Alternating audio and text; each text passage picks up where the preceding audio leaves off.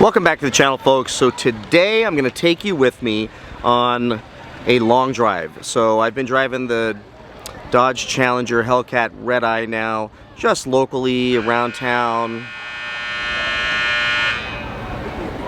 I'll tell you where I'm at in a second. And it's been awesome, but it drinks gas. And just now I learned about eco mode, so I'm going to see what that's like. But I'm going to take you along. We're going to talk about the car, talk about some of the things I'm going to do with the car, a little bit about what I paid for the car, and the experience of driving this thing now. A longer trip. So I'm going to take it with me today from Orange County to San Diego. It's a 75-mile drive. I'm going to cruise around that town for a little bit, visit some of our offices. So I figured today I'm probably going to do about 150 miles, maybe 120 miles, and that'll give me a good feel for what I should expect from driving this thing on a daily basis, which I'm not going to do, but at least I know that, well, if I needed to, I could, and what it's going to cost me in gas. Also, I want to get this thing broken in, so, you know, I'm only at 201 miles so far. I've barely driven the car, so I want to get some miles on it. I want to get out there and stretch its legs just a little bit. Plus, maybe some of the reactions out there on the highway. I imagine I'm probably going to get some. And there is a chance that since I limo tinted the windows, that I'm going to get pulled over and we'll get a good video too. But, you know, who knows? Maybe, maybe not. So come along with me. But before I get started, something we're very proud of is our daughter just got Student of the Month and a Bible Award. So I'm going to go in there. It gets me emotional. And celebrate that with her, and then jump in the car and take you along with me, and we'll have a great chat about this thing today.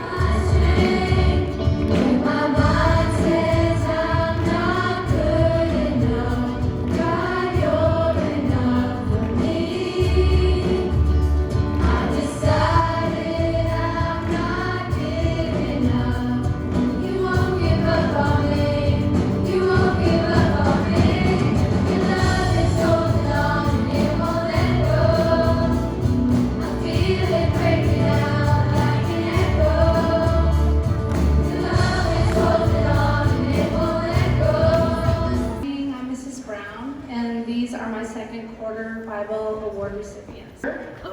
Kendall. Noah. Kendall. Taylor. Alright, so that was awesome. And yes, I am the dad with a humongous camera and tripod at every single one of these events. Why not? But we'll do a warm start. How about that? Before we jump on the road and start talking about the Hellcat Redeye.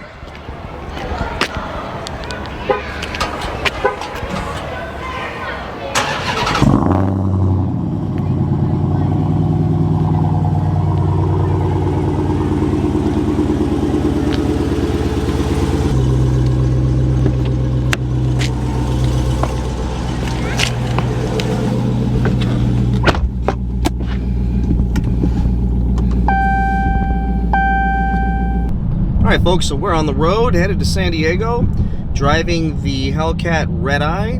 I've got 247 miles now because I've been on the phone for a little bit on my way down here.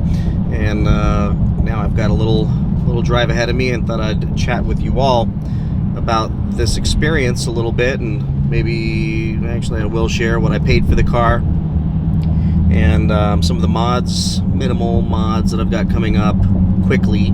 Maybe some bigger things later. I'd love your opinion on that stuff. So let's talk about just this first initial, you know, longer drive. This thing needs gas, man. I'm in eco mode, and it is drinking gas still. Now I imagine it's going to improve. Right now it says 12.8. It was hanging around 12.3 with my local driving yesterday, so 12.8. Maybe it's going to get better if I stay on the highway, keep my foot out of it. But you know, when you have a, I don't know what the hell it was. It was one of those little, you know, the hamster cars, the Kia thing, Kia Soul coming up behind you, and the guy flashes his lights. Like, you take it out of eco mode and you just stomp on it, and you watch him get very small in your rearview mirror, and then boom, another gallon or two of gas. But it's nice to know I have it there. So let's talk about the driving experience first. This thing feels enormous. I don't know why my Scat Pack didn't feel as big. I don't know if it's just everything's so much heavier in this thing. It feels big. It feels substantial. You can kind of feel the width of this thing, and it's, maybe the wheels are big. I mean, it just feels bigger and heavier, more substantial. What's shocking is it feels like it should be a slow car, and then when you jump on the gas even a little bit, this thing takes off. So other than that, it drives exactly like a normal Challenger. I mean, it's just smooth, it's comfortable. We've got these big, huge Lazy Boy recliner seats that I get a ride in. I'll tell you, you know, some people said, "Oh, Brad, you should have got the Corvette, or you should have got the, you know, the Camaros, or these more sportier cars." Look, I gotta tell you, man, jumping into this thing is the most comfortable thing in the world. I mean, it's like it's just a little bit lower than my wife's SUV. I mean, it's a big, huge, substantial car. You open that humongous door and you just sit right down in this big, comfortable, luxurious seat. Got all my navigation stuff, all my technology here, all my Sirius radio and cool little controls and everything. It's just great. The drive is fairly quiet and manageable. You're not hearing a lot of road noise. I mean, definitely more than maybe, you know, these BMWs have, but you know, you like hearing that because I want to hear the motor. I want to hear what's happening out there a little bit, but it's not annoying. Certainly the exhaust on this thing, when it's not in eco mode, you've got a loud hum while you're driving, which I love. But when you're on the phone or having conversations, it can be a little bit loud in the background, and I've had some people while I'm on the phone ask me, what are you driving, because it is so loud. So overall, you know, it's a comfortable car. I'm taking this cruise down to San Diego. Part of the other reason is last time I stayed in this hotel, I drove up in the Prius and the guy wouldn't even come out and help me, and because he thought I was an Uber. So it'd be kind of cool to roll up in the Hellcat and let the valet guys take it out in valet mode, of course, for the 4 feet while they park it up front, hopefully.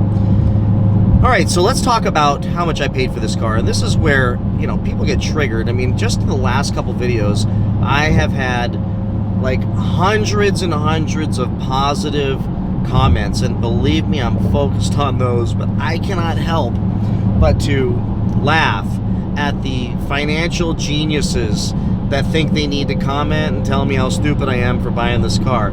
No matter what I said in the last video about the experience and you pay for those experiences, people still jump in and say horrible things. One person said, "You're irresponsible and your family's gonna pay for it one day." I'm like, nah, they're paying for it now, man. I mean, it's all good. This is, you know, this is a great thing. We're enjoying it, but it's an expense that we had to, you know, take on. But one that we can afford, and as I mentioned this before, I don't want anybody out there feeling bad for me that I bought this car and they're worried like, "Oh my gosh, you're making such a ridiculous purchase." Perspective is everything, and I don't by any means consider myself wealthy, but I do well. I do well enough that this payment isn't a end of the world thing for us. It's not going to keep me up at night.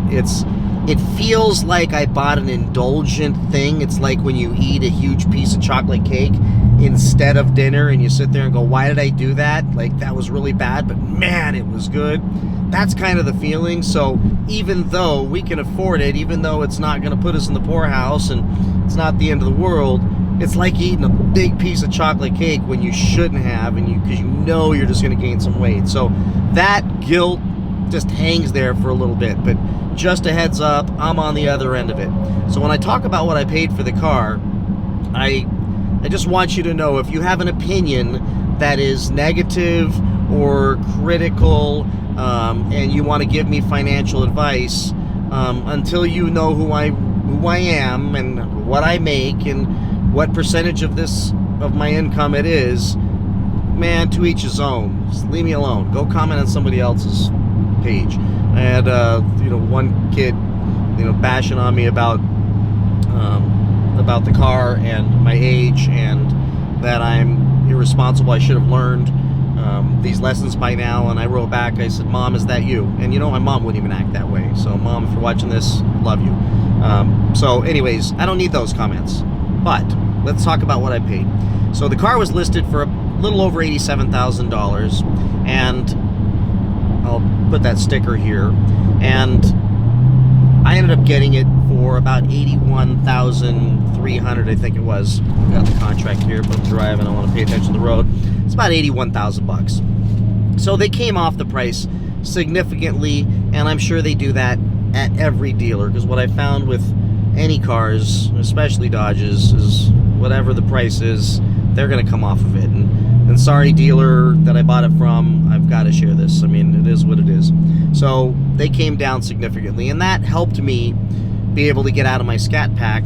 That, and I'm going to tell you this, and you're going to just beat me to death in the comments, but I was easily about 10 grand buried in that thing, trading it in. Selling it myself, it would have been 5. I put it up for sale myself, and I got just America's Most Wanted trying to buy it.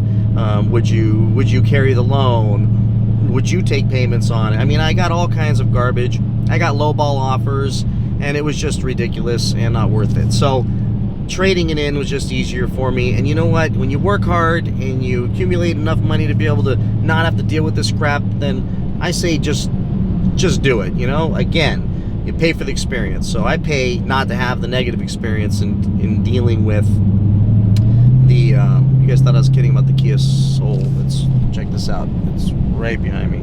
This guy is like creeping up. Anyways, so I traded it in, and basically I owed 38 on it, and they gave me like 28 grand for it. So it was like $10,000 difference I had to pay to get out of it. I had to pay a chunk to get out of that. Bottom line is I end up financing, because tax, license, and gas guzzler tax, everything adds up when you buy one of these things. So you end up, somehow I end up with a $90,000 loan, and I just put 5 grand down, and because obviously I had to pay to get out of that other car to an extent, and I had to pay to get out of the BMW, so I'm writing checks like crazy. And I do have cash, but I like to keep my cash because interest rates are so low. When you're looking at, you know, 3 or 4, or even 5% interest rates on this money, and I'm averaging 19-20% on a lot of my investments, it just makes sense to hold on to the cash. So I'd rather stretch the payment out for a while, and especially on something this expensive. So getting a loan for like 72 months, at like 6% interest, and you know, could I get 3% interest? You know, if I didn't own so many other cars. I mean, I still had the BMW, and still had the Prius and the BMW and inquiries and everything else, even though I got really good credit. You know, when you buy a $90,000 Dodge, it seems like the bank wants to wrestle with you a little bit. So at like 6% interest, it's like $1,400 a month. Of course, I bought the gap insurance because I think that's smart to do, and so that kicked the payment just a little bit. And so bottom line is, you know, it's $1,400 a month. The thing is here's the justification. I feel like I'm explaining to my wife, but I'm going to do it with you guys and gals, because you keep asking. I was paying almost, with insurance, like $1,600 a month, so $1,500 a month just for the payment for the BMW 7 Series. That's going away as soon as I fix the grill. That thing's gone. I think this Saturday that thing will be gone. The other Dodge was like $750 a month. So if you do the math of $2,250 a month for both of those cars, I traded for one car that's $1,400 a month. And then the BMW X3, we'll talk more about, the X3 M40, that thing's like $750 a month. So, you know, the reality of it is, yeah, car payments are big, but, you know, my income's good. So, you know, 25 years of working hard, it made me be able to do this. Other people are going to say, well, I only pay cash for my cars. Well, yeah, if you buy a $30,000 car, cool. When you're buying a $90,000 car, and then you're buying a $60,000 BMW and a $30,000 Prius, and, you know, you've got, you know, $100 and some thousand in cars, almost $200,000 in cars, why not borrow the bank's money at a low rate? The Prius I got at like 3%. I got tier 1 on the BMW, so, you know, on that lease. So in the end, this is the only thing I'm paying a little bit more on, but I wasn't leaving the dealership without this car. So for many of you out there, if it's your only car, or you don't have a bunch of other cars and a bunch of other stuff going on, I mean, maybe you can get this thing for a little bit less. You can put a lot more money down if you want to. I didn't want to do that because I do want to do some modifications to the car over time and put some money into it, and maybe 6 months from now do a cool wrap on it. And, you know, I just like to keep my money close to me, and having been in the business that I'm in, you know, having cash is really, really wise, because opportunities come up and I'm able to take advantage of those because of that cash. So use the credit. It's all good. Pay everything on time. You'll be fine. So that's where that is. So, you know, go ahead and trigger in the comments. Tell me how you're responsible. Tell me all this stuff. I don't care. Just know when you're writing the comment, I do not care. I'm driving this car. Couldn't be happier. I'm saving money every month because I'm paying way less than I paid on the other two cars. So that's what I paid for this car.